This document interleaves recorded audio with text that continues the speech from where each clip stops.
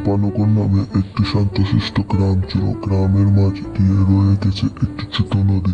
গ্রামের সবাই খুব সহজ সরল আর হাসি খুশি ছিল। ওনার নামে এক ছেলে, তার বাঁশির সুর সবাইকে মুগ্ধ করে। তার বাঁশির সুর যেন সুখ আর শান্তি মিশে থাকে। হঠাৎ একদিন গ্রামের প্রধান কুয়োর পানি শুকিয়ে গেল। গ্রামের মানুষ পানির অভাবে খুব চিন্তিত হয়ে পড়ে। মোনা এই দুর্যোগ দেখে স্থির করে যে সে গ্রামের জন্য কিছু একটা করবে।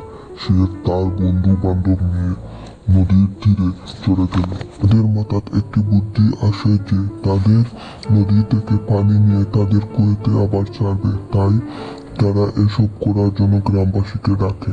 সব মিলে মিশে কঠোর পরিশ্রম করে নদীর পানি এনে কুয়োটি ভরে দিল। মোনার বুদ্ধি আর পরিশ্রম গ্রামের সবাইকে মুক্ত করে আবারও হাসি খুশি হয়ে গ্রামটি আবার ফিরল। তাই সবাই হাসি খুশি হয়ে চলবে। আমাদের আইডিটা নতুন, আপনারা সবাই আমাদেরকে একটু সাপোর্ট করবেন। আপনাদের সাপোর্টের জন্য আমরা অনেক দূর এগিয়ে যাব। যারা এতক্ষণ আমাদের ভিডিওর সাথে আসছিলেন তাদেরকে ধন্যবাদ।